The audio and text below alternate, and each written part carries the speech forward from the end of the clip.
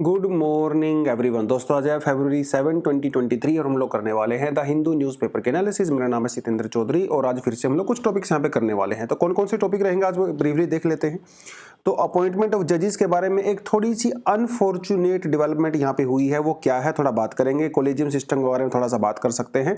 Repeated सा topic है इसलिए ज़्यादा फोकस इस पर मैं नहीं करूँगा। उसके अलावा टर्की के अंदर जो अर्थक्वेक को आया है अनफॉर्चुनेट सा, कई हज़ार लोगों की यहाँ पे डेथ हो चुकी है, उसके बारे में बात करेंगे। ज़्यादातर जो मैं यहाँ पे बात करूंगा वो ज्योग्राफी के पर्सपेक्टिव से करूंगा। अर्थक्वेक की मेजरमेंट, अर्थक्वेक कैसे आता है उसके बारे में थोड़ा बात करेंगे।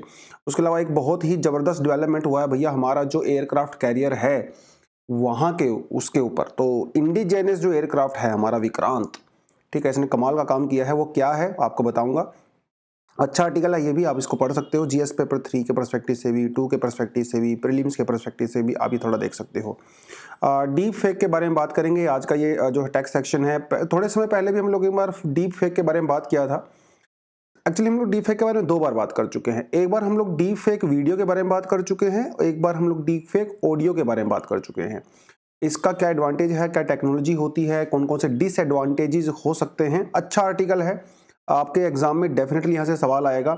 जो नई टेक्नोलॉजी, नई डेवलपमेंट होती है ना, यूपीएससी हमेशा उसके ऊपर नजर रखता है। उसके अलावा फ्रीडम ऑफ एक्सप्रेशन एक घिसा पिटा सा टॉपिक है, लेकिन अच्छा है, कुछ ना कुछ वैल्यू एडिशन करके जाएगा आपकी एग्जिस्टिंग नॉलेज के अंदर ये। ठीक है जी, चलिए एक बार फ्रंट पेज पे देख लेते हैं क्या है।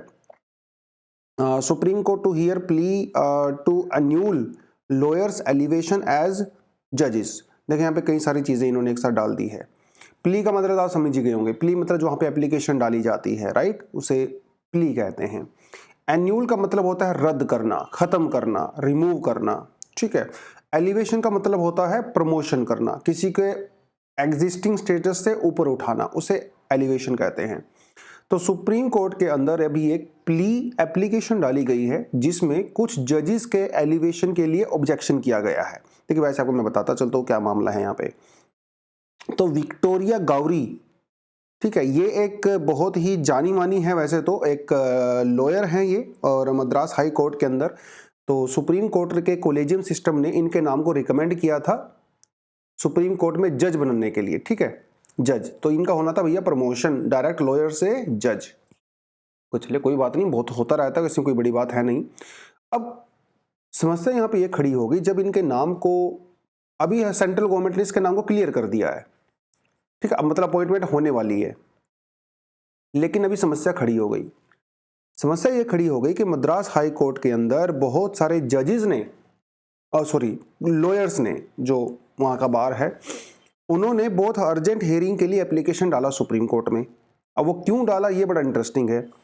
उनका ये कहना है कि साहब ये जो विक्टोरिया गौरी जी हैं ये काफ़ी कंट्रोवर्शियल हैं। क्यों कंट्रोवर्शियल हैं? क्योंकि इन्होंने कई बार टीवी इंटरव्यू में, अपनी सोशल मीडिया पोस्ट पे हेट स्पीच डाला हुआ है। किसको लेके? माइनॉरिटीज को लेके, रिलीजियस कन्वर्जन्स को लेके, और भी बहुत सारी चीजें इन्होंने जो है हेट स्पीच बोला हुआ है।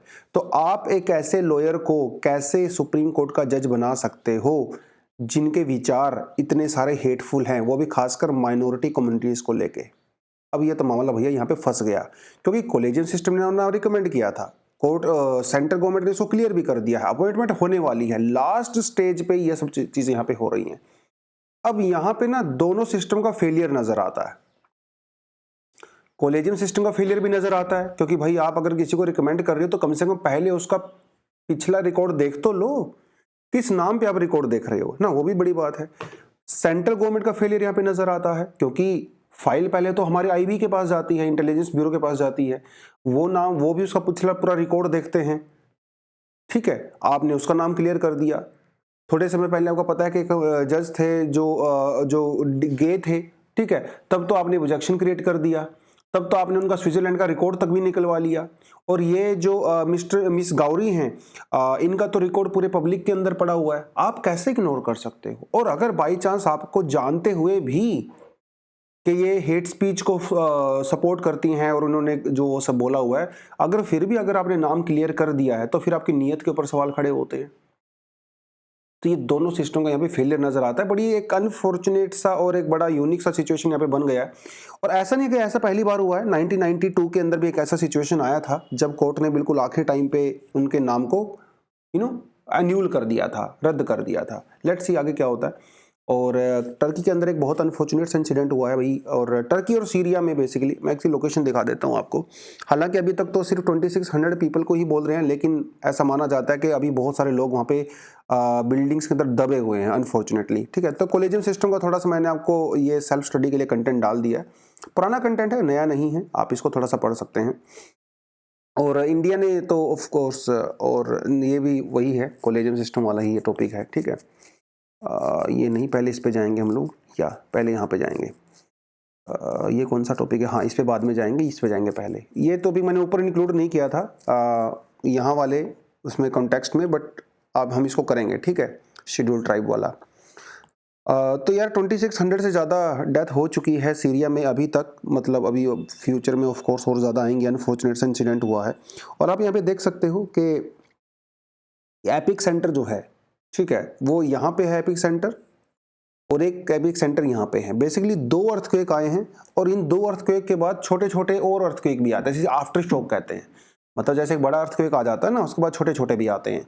अब यहाँ पे भैया लोग सो रहे थे, विंटर का टाइम चल रहा है, वहाँ पे हालत बहुत ख़राब है लोगों की, और इस तरह के इंसिडेंट हुए बहुत ही ख़राब। और खैर एक तो वो चीज़ हो गई।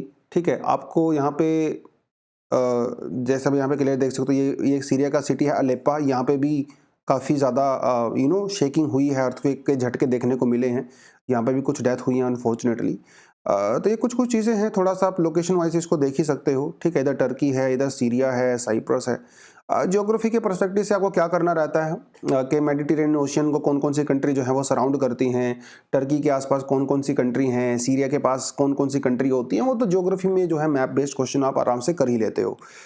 अब सवाल ये उठता है कि भैया अर्थक्वेक की जब हम लोग बात करते हैं, एक तो बेसिक सी चीज़ें समझ लेते हैं अर्थक्वेक होता क्या है। अर्थक्वेक जनरली क्या रहता है, हमारे अर्थ के नीचे से डीप डाउन जब एनर्जी रिलीज होती है, ठीक है, वो एनर्जी जब आपको सरफेस के ऊपर फील होती है, तो उससे हमारे सरफेस के अंदर शेकिंग होती है। ये शेकिंग हॉरिजॉन्टल वर्टिकल दोनों ही होती है। तो जो जैसे मान लो ये है, ये हमारा एपिक सेंटर बोलते हैं इसको। ठीक है, सॉरी एपिक सेंटर फोकस बोलते हैं, फोकस जहाँ से एनर्जी निकलती है दैट इज कॉल्ड फोकस। और वो एनर्जी जब सरफेस के ऊपर पहुँचती है उसे बोलते हैं एपिक सेंटर। तो जैसे यहाँ पे कोई पर्टिकुलर सिटी होता है, कोई भी जगह हो सकती है। ठीक है, फोकस से जो एनर्जी निकलती है वो वेव्स की फॉर्म में निकलती है। हमारे पास प्राइमरी वेव और सेकेंडरी वेव, 2 वेव होते हैं जिन्हें बॉडी वेव कहते हैं। फिर बाद में यही वेव जो है वो सरफेस के ऊपर चलती हैं, जिन्हें सरफेस वेव कहते हैं। ये आपका जो एनसीईआरटी में छोटी छोटी सी चीज़ें हैं आपको वहाँ पे दिया हुआ है। सवाल ये उठता है कि भाई हमारी जो है अर्थ के ऊपर बहुत सारी प्लेट्स होती हैं, कुछ मेजर प्लेट होती हैं, कुछ माइनर प्लेट होती हैं। जैसे यूरेशियन प्लेट है, ये बहुत मेजर प्लेट है। जैसे इंडो ऑस्ट्रेलियन प्लेट है, वो एक मेजर प्लेट है। North American plate major plate है। Apart from that we have many smaller plates also, जैसे माइक्रो प्लेट भी आप कह सकते हो। ठीक है, माइनर भी कह सकते हो। जैसे अरेबियन प्लेट, ये एक माइनर प्लेट है। उसके अलावा अंटोलिया प्लेट, ठीक है, ये भी एक माइनर प्लेट है। Then we have this Aegean plate भी है यहाँ पे छोटी सी। ठीक है, एजियन प्लेट, ऊपर बड़ी वाली यूरेशियन प्लेट हो गई। अब ये प्लेट क्या करती हैं, वो आपस में कांस्टेंट नहीं है, वो लगातार मूवमेंट करती रहती हैं। और जब 2 प्लेट्स के बीच में मूवमेंट होता है तो एनर्जी रिलीज होती है। ठीक है, और इस समय आप यहाँ पे देख सकते हो क्लियरली, एक तरफ अरेबियन प्लेट है, दूसरी तरफ अंटोलियन प्लेट है। इन दोनों के बीच में जब मूवमेंट हुआ तो इस जगह पे यहाँ पे एनर्जी रिलीज हुई, और जिससे जो है अर्थक्वेक आया। ठीक है, अंटोलिया प्लेट, इधर से अफ्रीकन प्लेट है, ये भी मूव कर रही है। जो एरो का साइन आप क्लियरली देख सकते हो। ठीक है, एरो के साइन के हिसाब से ही ये लोग मूवमेंट करते हैं। तो ये वाली जो है नॉर्थवर्ड जा रही है, ये वाली जो है वो वेस्टवर्ड जा रही है। तो दोनों के बीच में फ्रिक्शन हुआ।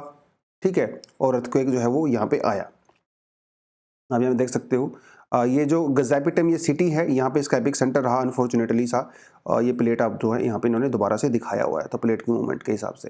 तो अंटोलिया टेक्टोनिक प्लेट है एक हमारे पास, ठीक है, और एक हमारे पास अरेबियन प्लेट है। वो थोड़ा सा आप इसको डेफिनेटली जाके पढ़ सकते हो। ये माइनर प्लेट है, मेजर प्लेट नहीं है। ठीक है, और यहाँ पे फॉल्ट लाइन्स पाई जाती हैं। तो नॉर्थ अंटोलियन एक हमारे पास फॉल्ट है। फॉल्ट का मतलब ये होता है कि भाई जब 2 प्लेट, जैसे ऊपर वाले में आपको दिखाऊं मैं यहाँ साइड में जाके, तो ये जैसे फॉल्ट है। ठीक है, this is fault. This is fault, ये जो दिख रहा है ना आपको, ये फोल्ट है। फोल्ट इन द सेंस के जहां से प्लेट्स की मूवमेंट होती है, तो एक प्लेट की मूवमेंट देखो ऊपर की तरफ हो रही है, एक की नीचे की तरफ हो रही है। तो जब ये प्लेट्स की मूवमेंट ऊपर नीचे होती है तो यहाँ पे फोल्ट क्रिएट हो जाता है, ठीक है, इसे कहते हैं फोल्ट। और इस फोल्ट में बहुत सारे अर्थक्वेक आते हैं। अब देखो ऐसा तो नहीं कि भैया एक ही बार में फोल्ट क्रिएट हो जाता है, इतनी बड़ी अर्थ है, धीरे धीरे over a period of thousands and thousands of years ये फोल्ट जो है धीरे धीरे क्रिएट होते रहते हैं, ठीक है। आज मान लो 5 सेंटीमीटर का होगा, कल जो है वो 10 सेंटीमीटर का होगा, हो सकता है 500 साल के बाद फिर से वो 20 सेंटीमीटर का हो जाए। तो ये फोल्ट धीरे धीरे ब्रॉड होते रहते हैं, तो और एनर्जी रिलीज होती रहती है। इसीलिए जो टर्की वाला पूरा एरिया है ना, काफ़ी ज़्यादा अर्थक्वेक प्रोन है, और यहाँ पे रेगुलरली अर्थक्वेक आते रहते हैं, कभी छोटे कभी बड़े वाले। बट अर्थक्वेक की अगर हम लोग मेजरमेंट की बात करें तो यूजुअली जो सबसे इंपॉर्टेंट जो 2 स्केल होते हैं, एक मर्कली स्केल होता है, एक रिक्टर स्केल होता है। मर्करी स्केल जो है वो इंटेंसिटी के बेसिस पे मापा जाता है, और रिक्टर स्केल जो है वो मैग्नीट्यूड के बेसिस पे मापा जाता है। दोनों में फर्क होता है, देखो मैग्नीट्यूड में और इंटेंसिटी में भैया फर्क होता है। मैग्नीट्यूड का मतलब होता है टोटल अमाउंट ऑफ एनर्जी, मतलब ये एक क्वांटिटेटिव टर्म है। जो हमारा फोकस होता है, जहां से एनर्जी रिलीज होती है, कितनी एनर्जी रिलीज हुई, दैट इज मैग्नीट्यूड। इंटेंसिटी होता है क्वालिटेटिव मेजर होता है, मतलब यहां से जो एनर्जी निकली इसका कितना इंपैक्ट हुआ, उसे इंटेंसिटी कहते हैं। कितना इंटेंस था, कितना डेंजरस था, कितने लोगों की जान वहां पे गई, कितना बिल्डिंग का वहां पे नुकसान हुआ, उसे इंटेंसिटी कहते हैं।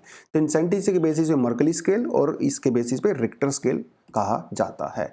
मर्कली स्केल के बेसिस पे हमारे पास 12 लेवल्स होते हैं, और रिक्टर स्केल पे हमारे पास 10 लेवल्स होते हैं। ये लॉगरिदमिक होता है, ठीक है, ये थोड़ा आप क्लियरली देख सकते हो। ये आपका ज्योग्राफी का बिल्कुल स्टैटिक सा पॉइंट है, एनसीईआरटी से ही कंटेंट मैंने लिया है, इधर उधर से कुछ भी नहीं लिया है, ठीक है। तो वो थोड़ा आपसे यहाँ पे देख सकते हो। चलिए, ST commission functioning with the less than 50% of its approval. Basically हम यहाँ पे बात कर रहे हैं किसकी, national commission for scheduled tribe की बात कर रहे हैं। भैया जितनी वैकेंसी होनी चाहिए, जितने लोग वहाँ पे अपॉइंट होने चाहिए, उसका अभी 50% ही चल रहा है। ऐसा हमारे मिनिस्ट्री ऑफ ट्राइबल अफेयर्स ने अभी बजट सेशन चल रहा है वहाँ पे जवाब दिया है। According to the data of the commission, according to the data of the commission, rule क्या कहते हैं? रूल ये कहते हैं भैया, एक तो वहाँ पे चेयरपर्सन होना चाहिए, एक वहां पे वाइस चेयरपर्सन होना चाहिए, 3 जो है वहां पे दूसरे मेंबर होने चाहिए, ठीक है, जिनमें से 2 मेंबर वो एसटी कम्युनिटी से होने चाहिए। ऐसा रूल है, लेकिन रूल की तो धज्जियां उड़ाई जाती हैं, यहाँ पे भी उड़ाई जा रही हैं। अभी क्या चल रहा है वहां पे, it has a chairperson, yes chairperson है, and 1 member with all the other positions. एक ही मेंबर को वाइस चेयरपर्सन भी बना दिया, उसी को जो है वो इनका काम भी कर रहा है, ठीक है। तो समझ रहे हो आप, टोटल 6 लोग होने चाहिए, लेकिन अभी सिर्फ 3 ही लोग हैं। एक तो उनमें सिर्फ चेयरपर्सन हो गए, एक दूसरे मेंबर हो गए, और बाकी 3 सारी कंडीशन करने के लिए दूसरे एक मेंबर और हो गया। ये हालत चल रही है भाई। आपसे एक आदमी का काम तो होता नहीं, वो 3-3 4-4 आदमी का काम कैसे करेगा? तो समस्याएं तो हैं, ठीक है। आर्टिकल जो 338 है हमारा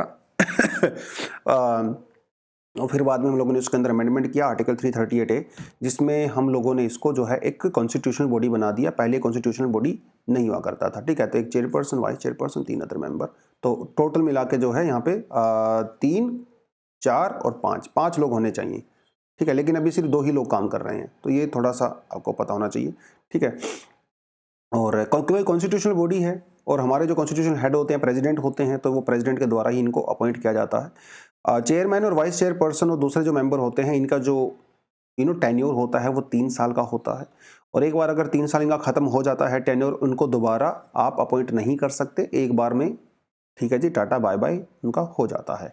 और काफ़ी अच्छा रैंक होता है, एक यूनियन कैबिनेट मिनिस्टर के बराबर का रैंक होता है, तो विच इज़ वेरी हाई, ठीक है। और जो वाइस चेयरपर्सन होते हैं भाई, इनका जो रैंक है वो मिनिस्ट्री ऑफ स्टेट के बराबर का होता है, ठीक है। तो ये थोड़ी थोड़ी चीज़ आप देख सकते हो, क्योंकि प्रेसिडेंट इनको अपॉइंट करता है, तो प्रेसिडेंट के द्वारा ही इनको रिमूव किया जाता है। और इनको रिमूव करने के लिए कोई ऐसी कोई खास कंडीशन नहीं होती है, बस वो मिसबिहेवियर वगैरह वो थोड़ा सा रहता है। पावर आप किसी क्लियरली देख सकते हो, ठीक है। ये सब लक्ष्मीकांत में आपका एज इट इज़ दिया हुआ है। तो ये जो नोट्स आपको दिया हुआ, क्या ये सफिशिएंट है? नहीं है, ये सिर्फ आपको एक इंट्रोडक्शन के लिए दिया होता है। बेसिकली जाके फर्दर आपको लक्ष्मीकांत से ही प्रॉपर डिटेल में इसको याद करना रहता है, ठीक है। चलिए, नेक्स्ट टॉपिक कौन सा था हमारा, ये वाला, naval LCA lands on Vikrant, first airplane to touch down. LCA का मतलब होता है लाइट कॉम्बैट एयरक्राफ्ट, मतलब जिसका वेट बहुत ज़्यादा नहीं होता है, उसे हम लोग लाइट एयरक्राफ्ट कॉम्बैट बोलते हैं। कई सारे रीज़न हो सकते हैं इसके, कई बार सिंगल इंजन होता है, डबल इंजन भी हो सकता है, ठीक है। तो हमारा जो इंडिजिनस एयरक्राफ्ट कैरियर है INS विक्रांत, कैरियर का मतलब होता है जो भी किसी चीज़ को ढो सकता है, उठा सकता है, ट्रांसपोर्ट कर सकता है, उसे कैरियर कहते हैं। जैसे हमारे साइकिल के पीछे कैरियर होता है, जो सामान ढोने वाले जो ट्रक होते हैं, टेम्पो होते हैं, उनके ऊपर भी कैरियर लिखा होता है, गुड्स कैरियर। तो ये हमारा जो इतना बड़ा जहाज होता है, एयरक्राफ्ट होता है, कि भाई वो हेलीकॉप्टर्स को और जो हमारे फाइटर जेट होते हैं उनको कैरी कर सकता है, इसलिए उसको कैरियर बोलते हैं, ठीक है।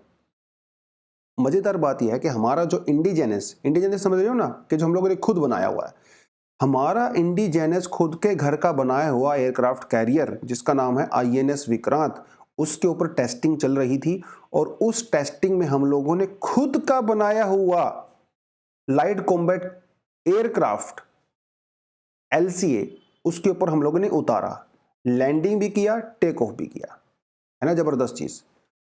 फिर बाद में हम लोगों ने ट्विन इंजन MiG-29K वगैरह वहां पे उड़ाया है, क्योंकि जो LCA है वो सिंगल इंजन है, इसलिए उसको LCA बोलते हैं, ठीक है। तो थोड़ा थोड़ा आपको दिखाता चलता हूं मैं क्या है ये पूरा मामला। तो एयरक्राफ्ट कैरियर क्या होता है, तो आप ये देखिए जरा, ये देख रहे हो ना पिक्चर में, ये एक एयरक्राफ्ट कैरियर है। तो देखो कितने सारे जो प्लेन्स हैं यहाँ पे, जेट वगैरह, वो पार्किंग में लगे हुए हैं। और यहाँ पे आप जो देख सकते हो ये वाला एरिया, ये रनवे है। तो यहाँ से वो प्लेन आते हैं दौड़ते हुए और फिर यहाँ जाके जो है वो टेक ऑफ करते हैं, और जब आते हैं वापस तब भी वो यहाँ से आते हैं और इधर जाके लैंडिंग करते हैं। ये इतना बड़ा एयर कैरियर होता है कि इसमें जो है आप देख सकते हो 50, 25, 170 तक के एयरक्राफ्ट जो है वो खड़े हो सकते हैं। एयरक्राफ्ट कैरियर दोस्तों अपने आप में जो है एक चलता फिरता एयरबेस होता है, लेकिन एयरक्राफ्ट कैरियर अकेला नहीं चलता है यार। अकेला चलेगा तो कोई भी मिसाइल आगे उड़ा देगा इसको। उसकी जैसे एक होता है ना, एक बड़ा गुंडा होता है, उस गुंडे के चारों तरफ जो है वो छोटे छोटे जो है 20-50 गुंडे चलते हैं उसको प्रोटेक्शन देने के लिए, बॉडीगार्ड टाइप के। तो ऐसे ही हमारे एयरक्राफ्ट कैरियर्स को भी प्रोटेक्शन देने के लिए छोटे छोटे डिफेंस पर्पस के लिए बहुत सारी चीज़ें चल रही होती हैं, ठीक है। वहाँ पे हमारे पास कुछ डिस्ट्रॉयर्स होते हैं, कुछ हमारे पास जो है सबमरीन्स होती हैं, फ्रिगेट्स होते हैं, टैंकर शिप्स होते हैं, ताकि उसको प्रोटेक्शन मिले। जो दादा को तो भैया गजनी को तो प्रोटेक्शन चाहिए ना, इसलिए वो सब दिया जाता है। एक तो आपको ये पता होना चाहिए। और ये सारे जो ये तामझाम आपको नजर आ रहा है ना, aircraft carrier, submarines, destroyer, frigates वगैरह, इस सारे तामझाम को बोलते हैं कैरियर बैटल ग्रुप। ये इतना स्ट्रॉन्ग होता है कि भाई ये कई महीनों तक ओशंस के अंदर अकेला सर्वाइव कर सकता है और दुश्मन की धज्जियां उड़ा सकता है, ठीक है। और अमेरिका के पास तो 10-12 हैं एयरक्राफ्ट कैरियर हैं, इंडिया के पास तो 2 ही हैं। हमारे पास जो 2 हैं, एक हमारे पास विक्रमादित्य है जो हम लोगों ने रशिया से लिया था, और एक अभी हम लोगों ने जो खुद का बनाया है विक्रांत, जिसकी टेस्टिंग वगैरह चल रही है। तो 1-2 साल टेस्टिंग चलेगी, बाद में फुल फ्लेज इसको हम लोग कर देंगे शुरू। अब जो चीज आपको पता होनी चाहिए एग्जाम के पर्सपेक्टिव से, वो है, एक है स्टोबार और एक है कैटोबार। ये क्या है? स्टोबार और कैटोबार एक टेक्निक होती है जिसका यूज करके हमारे जो जेट प्लेन्स होते हैं वो एयरक्राफ्ट कैरियर से उड़ान भरते हैं, ठीक है, टेक ऑफ करते हैं, लैंडिंग करते हैं। 2 तरह का टेक ऑफ करने का तरीका होता है, एक होता है स्टोबार और एक होता है कैटोबार। स्टोबार का मतलब होता है short take off but arrested recovery. ये अरेस्टेड रिकवरी क्या होता है आपको बताऊंगा। कैटोबार का मतलब होता है catapult assisted take off but arrested recovery. दोनों में अरेस्टेड रिकवरी वो कॉमन है, बाकी चीजें अलग हैं। देखिए स्टोबार का मतलब क्या होता है, देखिए यहाँ पे लिखा हुआ ना शॉर्ट टेक ऑफ, नाम से ही समझ में आ जाएगा आपको। शॉर्ट टेक ऑफ मतलब इसका जो टेक ऑफ करता है ना, बहुत कम स्पेस में ये टेक ऑफ कर सकता है। अब देखिए यार, आपके पास इतना बड़ा हवाई पट्टी नहीं होती है कि वो पहले 2-3 किलोमीटर तक चलेगा उसके बाद उड़ान भरेगा, नहीं, छोटी सी जगह होती है, उस छोटी सी जगह में उसको टेक ऑफ करना रहता है। इसके लिए हम लोग क्या करते हैं, एक इस तरह का डेक बनाते हैं। देखिए डेक 2 तरह का हो सकता है, एक तो बिल्कुल फ्लैट हो सकता है, ठीक है, इस तरह से फ्लैट, और एक थोड़ा सा ना ऐसे रहता है, फर्क होता है ना। ये देखिए थोड़ा इसमें कर्व है ऊपर की तरफ और ये बिल्कुल फ्लैट है। तो जिसमें कर्व होता है ना, आप यहां पे देख सकते हो, इस कर्व वाले को बोलते हैं स्टोबार, शॉर्ट टेक ऑफ। क्योंकि जब हमारा प्लेन यहां से आता है तो इसकी वजह से जो ये कर्व वाला एरिया है थोड़ा सा जो ऊपर उठा हुआ है, इसकी वजह से उसको एक्सटर्नल हेल्प मिलता है, तो हमारा प्लेन जो है आराम से टेक ऑफ कर सकता है। इसे हम लोग स्टोबार कहते हैं। और ये जो प्रोसीजर है इसे स्काई जंप कहते हैं। थोड़ा पता लगा आपको? ठीक है जी, चलिए। हमारा जैसे आईएनएस जो विराट था, आईएनएस विक्रांत अभी है, और जो विक्रमादित्य है, ये सारे स्टोबार टेक्नोलॉजी के ऊपर ही बेस्ड हैं।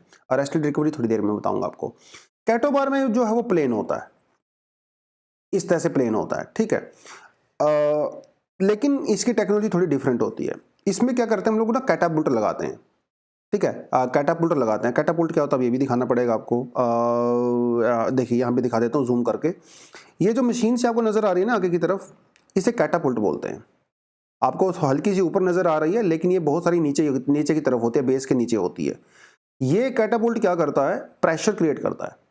तो हमारा जो प्लेन होता है वो होता है ना कि आपने गाड़ी की आपने स्पीड बहुत ज्यादा दे रखी होती है, लेकिन आपने ब्रेक लगा रखे हैं, तो जैसे आप ब्रेक छोड़ देते हो तो आप बहुत स्पीड से आगे बढ़ते हो, ऐसे कुछ होता है।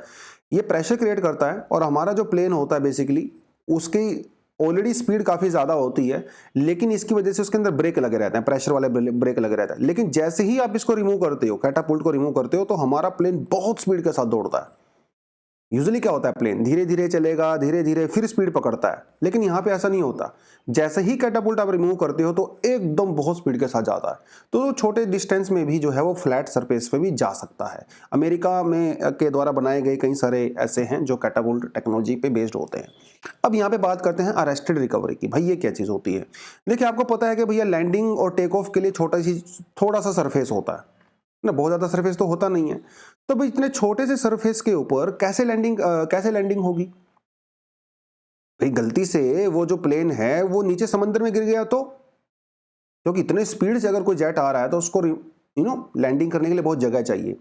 बट हम लोग यहाँ पे क्या करते हैं, क्योंकि जगह हमारे पास नहीं है, तो हम लोग केबल्स का यूज करते हैं। ये देखिए आपने नजर है ना, केबल, छोटी छोटी केबल नजर आ रही होंगी, 3-4 केबल होती हैं ये। तो जब हमारा प्लेन ऊपर से लैंडिंग करता है तो ये केबल में फंस जाता है। इसकी एक टेल एंड होता है, उस टेल एंड की में क्या करते हैं लोग, ये केबल फंस जाती है। ये केबल बहुत स्ट्रॉन्ग होती हैं, और जैसे ही वो केबल में फंस जाता है, उसको हुक कर लेता है, तो ये जो है रुक जाती हैं, प्लेन हमारे रुक जाते हैं। और बाई चांस या केबल में नहीं फंसा तो वो आगे जाके दोबारा से जो है टेक ऑफ कर लेते हैं। ये थोड़ा प्रोसीजर होता है, थोड़ा कॉम्प्लिकेटेड टेक्नोलॉजी है, बट डेवलप कर रखी है तो कर रखी है। तो अभी इंडिया ने भी किया है, तो that is such a great news for Indian defence, right. चलिए थोड़ा आगे बढ़ते हैं भाई। ये तो टॉपिक फालतू का दिया इन्होंने आज।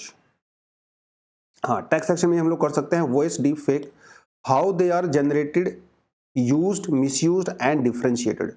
वॉइस डीप फेक, देखिए वीडियो डीप फेक सबने देखा ही होगा, है ना। वो किसी का चेहरा लगा देते हैं और वो वैसे भी एक्सप्रेशंस करते हैं डीप फेक में। वॉइस डीप फेक जैसे मान लो मेरी आवाज है, ठीक है। अब मेरी आवाज अगर मशीन क्रिएट करेगी, बिल्कुल हूबहू मेरा ही एक्सेंट, मेरा ही बोलने का तरीका वो मशीन क्रिएट करेगी, ठीक है। अब वो बेनिफिशियल भी हो सकता है, लेकिन वो नुकसान भी कर सकता है। हर चीज के जैसे टेक्नोलॉजी के भी दो पहलू हैं, प्लस वाला और माइनस वाला, इसमें वही है सारी चीजें।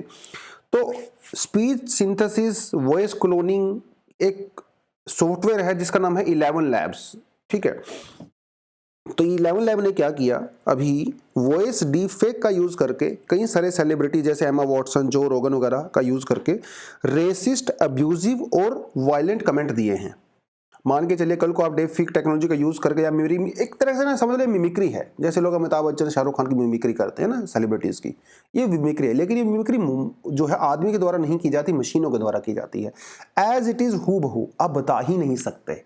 अब सपोज करो कल कोई ऐसी टेक्नोलॉजी आई, अभी तो ये टेक्नोलॉजी थोड़ी एडवांस है, लेकिन अगर फ्यूचर में बहुत आसान टेक्नोलॉजी आ गई, आपके मोबाइल फोन वगैरह के अंदर ऐसी एप्लीकेशन होगी जो किसी का भी वॉइस डीफेक कर सकती हैं, तो अब मेरी आवाज में कुछ भी रिकॉर्ड कर लो भाई, उसे डाल दो इंटरनेट पे।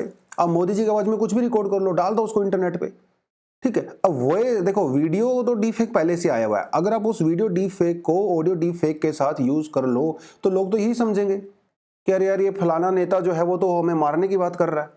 आप सड़कों पे आओगे, प्रोटेस्ट होंगे, यानी एक खतरा है बहुत ज्यादा जिस तरह से टेक्नोलॉजी यूज हो रही है, ठीक है। What are the voice deepfake, जैसे कि हमने बता ही दिया आपको, ये मिमिक्री करता है रियल पर्सन की, ठीक है।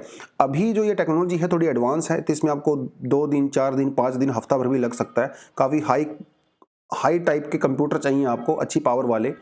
बट आने वाले समय में क्योंकि हमारे मोबाइल लगातार एडवांस होते चले जा रहे हैं, आई एम 100% श्योर कि 2-4 साल में ये टेक्नोलॉजी आपके मोबाइल के अंदर भी आ जाएगी। तो दैट्स व्हाट आई थिंक। अभी तो हम लोग फन में यूज करते हैं। मजाक में यूज करते हैं। अभी आप जैसे मोबाइल, हालांकि अभी भी मोबाइल के अंदर ऐसे एप्लीकेशन हैं, आप आवाज चेंज कर सकते हो, लेकिन उसमें आप बता सकते हो कि मशीन की आवाज है। आने वाले समय में आप बता ही नहीं पाओगे कि भाई ये मशीन की आवाज है ना। और ऐसी चीजें हो भी रही हैं। अभी थोड़े जो है 2020 के अंदर यूनाइटेड अरब एमिरेट्स में एक बैंक मैनेजर को फोन आया और उसने कहा कि मैं जो है वो भाई जो है मैनेजिंग डायरेक्टर बोल रहा हूँ और मेरे अकाउंट में $35 मिलियन डाल दीजिए। फ़ोन आया उसको लगा कि हाँ सही है, ओके सर, उन्हें $35 मिलियन डाल दिए। ऐसे ही एक जो है यूके बेस्ड कंपनी के सीईओ थे, उन्होंने भी जो है किसी के अकाउंट में जो है वो 2-4 लाख रुपए डाल दिए होंगे। वो बता ही नहीं पाए कि फेक है। ऐसा फिल्मों में भी यूज़ हो सकता है और होता भी है फिल्मों में यूज़। एक डॉक्यूमेंट्री फिल्म बनाई गई थी थोड़े समय पहले, जिसमें एक ऐसी सेलिब्रिटी की आवाज़ यूज़ की गई थी जिनकी डेथ हो गई थी। अब मान लो प्रेप आईएएस है, ठीक है, अब प्रेप आईएएस ने कोई अमिताभ बच्चन के साथ तो कॉन्ट्रैक्ट नहीं किया हुआ है। अब बाई चांस हो सकता है कि भाई प्रेप आईएएस या कोई और कंपनी भी, मैं एग्जांपल के लिए ले रहा हूँ, अब वो हो सकता है भैया अमिताभ बच्चन की आवाज़ को डीप फेक का यूज़ करके वो जो है वो ना एडवर्टीजमेंट करने लगे कि admission low prep IAS is the best institute, या कुछ और भी हो सकता है। तो इससे फ्रॉड होने के चांसेस बहुत ज़्यादा हो जाते हैं, राइट।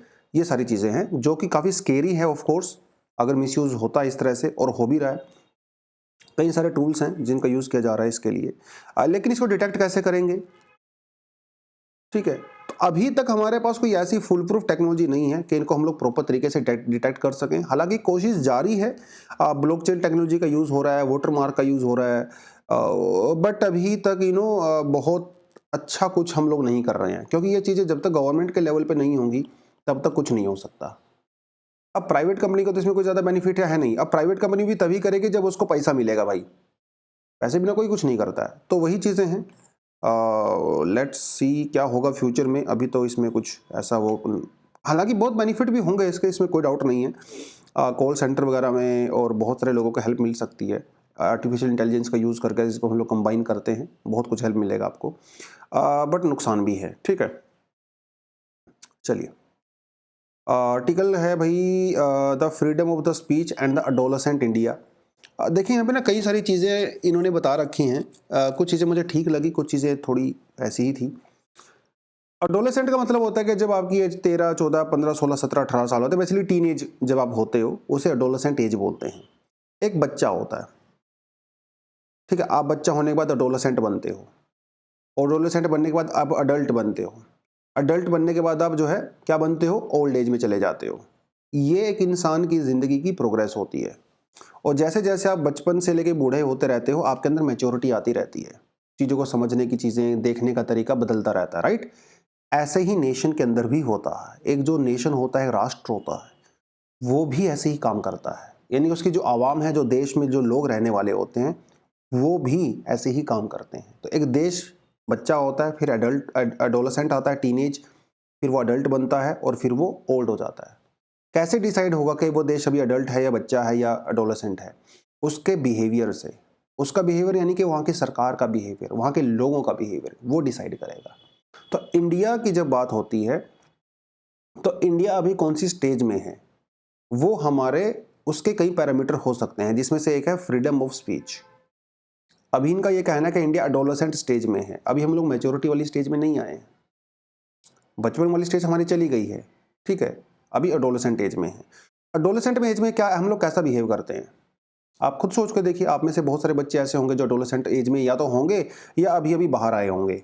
अब हम भी टीनेजर रहे होंगे। टीनेजर बच्चा कैसा होता है, उसको लगता है कि वो सबसे दिमागदार है, उसको लगता है वो डेढ़ सियाना है, उसको सब पता है ना, और वो रेबल होता है।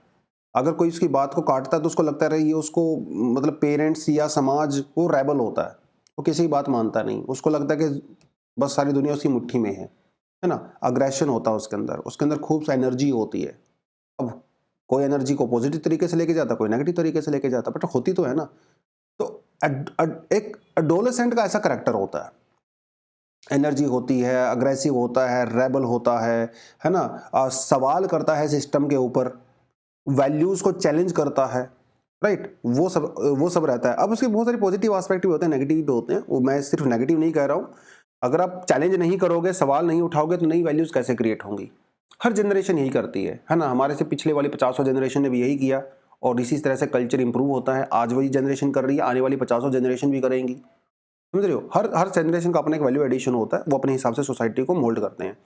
बट इन्होंने ये कहा है कि भाई मैच्योरिटी क्या है, एक इंसान के अंदर मैच्योरिटी क्या होती है। Maturity in a human is a duty to conduct one self in accordance with the social norms under varying circumstances irrespective of how the individual feels. Maturity वो होती है कि आप समाज में समाज के रूल्स रेगुलेशन के हिसाब से कैसा बिहेव करते हो। It doesn't matter what do you think individually. आप अपनी भावनाओं को कंट्रोल करके समाज के हिसाब से बिहेव करते हो, उसे मैच्योरिटी कहते हैं एज पर दिस डेफिनेशन। एक समाज के अंदर नेशन की मैच्योरिटी क्या होती है। Maturity of a nation is the capacity of the people of that nation to act responsibly in a face of the social flux।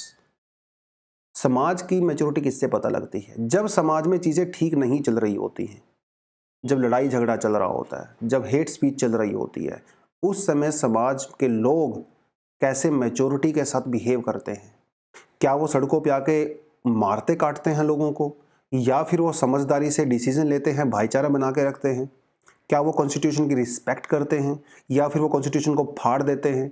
क्या वो दूसरे रिलीजन्स, माइनॉरिटी और उनसे डिफरेंट सोचने वाले जो लोग हैं, क्या उनके विचारों की इज्जत करते हैं, या फिर उनको मारने काटने की बात करते हैं। लोगों से जो है समाज में मैच्योरिटी का पता चलता है। और यहाँ पे जो बहुत बड़ा एक मेजर है वो है freedom of speech. So has India behaved responsibly in the light of all times, is India mature, ये जो है सवाल यहां पे पूछा गया है।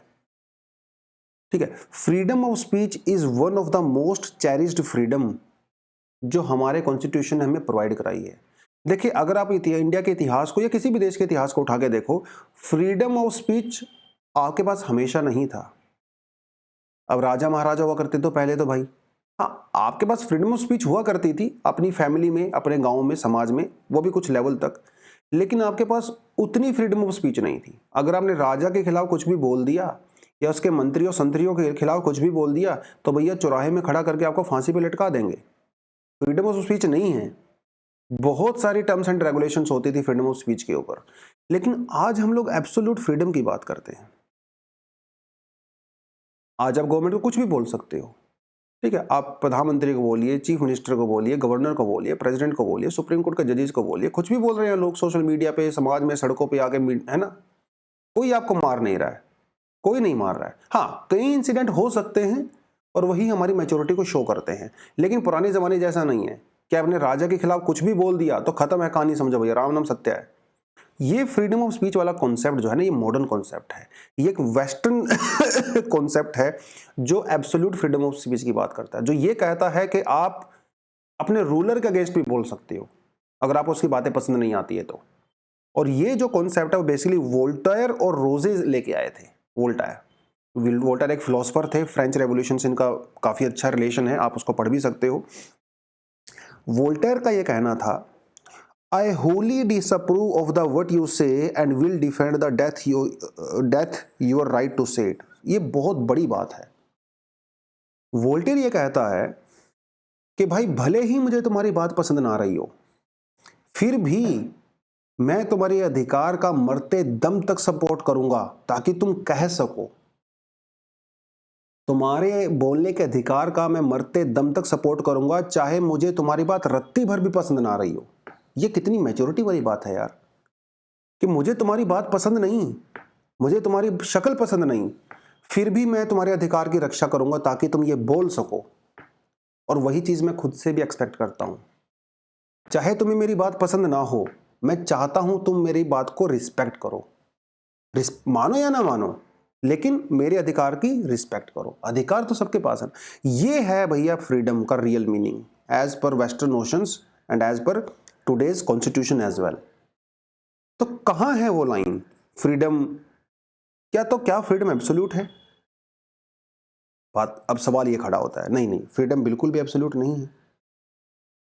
अलग अलग कंट्रीज में फ्रीडम का लेवल अलग अलग हो सकता है, ठीक है। कहीं पर रिस्ट्रिक्शंस ज़्यादा हैं, कहीं पर रिस्ट्रिक्शंस कम हैं, ठीक है। कहीं पर रिस्ट्रिक्शंस है ही नहीं, आप कुछ भी बोल सकते हो, ठीक है। अब कई सारी वेस्टर्न कंट्रीज ऐसी हैं, वो लोग अपने देश का झंडा भी जला देते हैं, उनको कोई अरेस्ट नहीं करता, जीसस की मूर्तियां भी तोड़ देते हैं, चर्चिज में आग लगा देते हैं, कोई कुछ नहीं बोलता है। तो कहीं पे एब्सोल्यूट फ्रीडम अलग अलग तरीके से जो है वो प्रैक्टिस की जाती है, ठीक है। तो वो बेसिकली इन्होंने यहाँ कहा है। ब्रिटिश राज के दौरान हमारे यहाँ पे कोई ऐसा जो फ्रीडम था नहीं। ब्रिटिशर्स के बाद हम लोगों ने अडेप्ट किया, freedom of speech fundamental right के अंदर उसको डाला, बट स्टिल अभी भी वो भी यहाँ पे एब्सोल्यूट नहीं है, ठीक है। अभी हमारे जो फ्रीडम ऑफ स्पीच वाला पूरा कॉन्सेप्ट है वो एक एडोलेसेंट स्टेज में है। एडोलेसेंट स्टेज में ऐसा है मतलब कि हम लोग पसंद नहीं करते कि कोई हम लोगों से अलग विचार। एडोलेसेंट एज में ऐसे ही होता है ना, हमें अपने जैसे ही लोग पसंद आते हैं, अपने जैसा जो ग्रुप होता है दोस्तों का वही हमें पसंद आता है। जो दूसरी हमसे अलग बात करता है ना, उसको हम लोग थप्पड़ मारने दौड़ते हैं, हमें पसंद नहीं आता। ऐसा ही आजकल हमारे देश में भी चल रहा है, क्योंकि एडोलेसेंट एज चल रही है। जैसे आप फिल्मों का बायकॉट करते हो, आप बैन कर देते हो, किताबों को बैन कर देते हो, बैनर जला देते हो, आर्ट की रिस्पेक्ट नहीं हो रही है। ये हम लोग ऐसा बिहेव कर रहे हैं जैसे हम लोग टीनेजर्स हैं। सोशल मीडिया पे गाली गलौज करना, हेट स्पीच देना, डिफेमेशन देना, जैसे कोई हम, अरे भाई अगर मैं अपने से अलग विचारों की रिस्पेक्ट नहीं करूंगा तो हम भी एक्सपेक्ट मत ना करें ना कि हमारी कोई रिस्पेक्ट करेगा।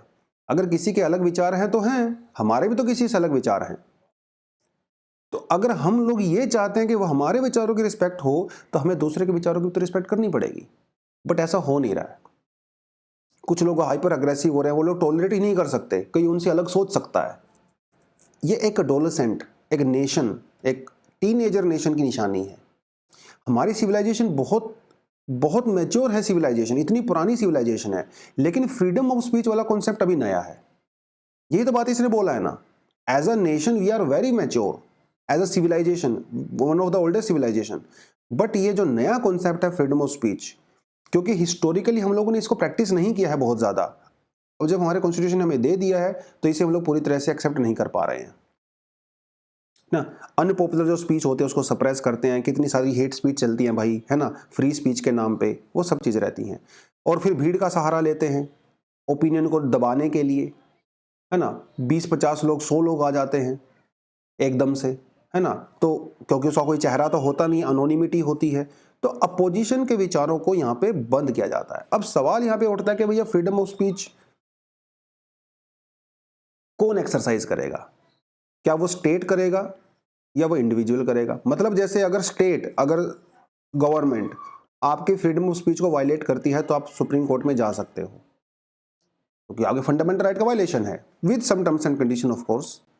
लेकिन अगर कोई इंडिविजुअल अगर वो अपनी फ्रीडम ऑफ स्पीच को व्यक्त करता है तो क्या आप उसके खिलाफ भी सुप्रीम कोर्ट में जा सकते हो?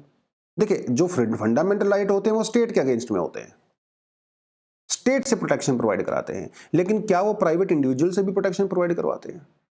क्या उसके लिए भी सुप्रीम कोर्ट में जा सकते हो? ये अभी बहुत बड़ा सवाल है जो सुप्रीम कोर्ट के सामने भी है, सरकार के सामने भी है, जिसका अभी हमें प्रॉपर आंसर मिल नहीं रहा है। इसका एग्जांपल आपको देकर चलता हूं। देखिए, जैसे अब मैं हूं, अब मैंने किसी प्लेटफॉर्म पे, मैंने मीडिया में या अपने फेसबुक पे, इंस्टाग्राम पे, मैंने किसी भी इंसान के लिए कुछ भी बोल दिया।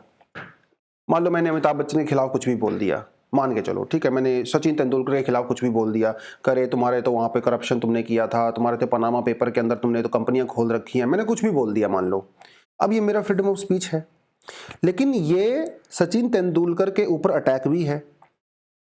तो क्या मेरी freedom of speech Sachin Tendulkar की प्राइवेसी का वायलेशन कर सकती है? ये बहुत बड़ा सवाल है। अगर ऐसा होने लगा तो हर कोई ये बोलेगा कि भाई मेरी प्राइवेसी का वायलेशन है, तो आप किसी के खिलाफ कुछ बोल ही नहीं पाओगे, आप अपने विचार व्यक्त ही नहीं कर पाओगे, क्योंकि किसी ना किसी को तो बुरा लगेगा ही लगेगा। आपकी आवाज भी बंद हो जाएगी, दूसरे की आवाज भी बंद हो जाएगी, समझ रहे हो? तो ये एक मैच्योरिटी की तरफ हम लोग एक बढ़ना है। अभी हम लोग क्योंकि अभी हम लोग किसी को पूरी तरह से एक्सेप्ट नहीं कर पाए हैं, हमें करना है, समाज में आगे बढ़ना है, तो ठीक है। तो ये कुछ चीज़ें हैं। फ्रीडम ऑफ स्पीच का थोड़ा कंटेंट मैंने यहाँ पे ऐड कर दिया था आपके लिए। देखिए, एक टॉपिक ऐसे होते हैं यार, इसमें आप घंटों घंटों बातें कर सकते हो, सुबह से शाम हो सकती है, ये चीज़ें खत्म नहीं होंगी। एक टॉपिक आएगा, उसकी एक्सेप्शंस आएंगी, फिर और एग्जांपल्स आएंगे, और टॉपिक्स आएंगे, है ना। It's a whole debate which is going on for thousands of years, freedom of speech and all that, specially after French revolution. तो हर समाज में अलग अलग है। आप अमेरिका में चले जाइए, वहाँ पे एक तरह से एब्सोल्यूट फ्रीडम ऑफ स्पीच होती है, आप कुछ भी कर सकते हो, कुछ भी बोल सकते हो, कुछ भी सिनेमा बना सकते हो, ठीक है, कोई कुछ नहीं बोलेगा, आपकी मर्जी, अभी आप कुछ भी बनाइए। अब हॉलीवुड के अंदर कितनी ऐसी फिल्में बनी हुई हैं जहाँ पे जीसस को एज अ विलेन दिखाया गया है, ठीक है, जहाँ पे जीसस की 50 बुराइयां निकाल रखी हैं, लेकिन फिर भी वो रिलीज होती हैं, लोग देखते हैं जिसको देखना है, ठीक है। कितनी सारी ऐसी फिल्में बनाई गई हैं हॉलीवुड के अंदर जहाँ पे जीसस और सैटन, उनके बीच में लड़ाइयाँ दिखाई गई हैं, जिसमें जीसस हार गया है और सैटन जीत गया है, लेकिन वो फिर भी बन रही हैं फिल्में, लोग देख भी रहे हैं, जिसको देखना नहीं देखें। फ्रीडम ऑफ स्पीच, आपका जो मन करे आप बोलिए, आपका जो मन करे आप दिखाना चाहते दिखाइए, ये हर समाज के हिसाब से डिपेंड करता है। हमारे यहाँ भी फ्रीडम ऑफ स्पीच होती है, लेकिन अभी चीज़ें उथल पुथल हो रही हैं। आने वाले समय में, अगले 20-50 सालों में, 100 सालों में, यस, हम लोग और मैच्योर होंगे। अभी हम टीनेज में ही हैं, मैच्योरिटी की तरफ बढ़ रहे हैं, और ये हम सभी की जिम्मेदारी है कि as a nation, as an individual mature बने और अपने समाज को आगे लेके जाएं। ठीक है दोस्तों, तो आज के लिए इतना ही था। Thank you very much, all the best, जय हिंद।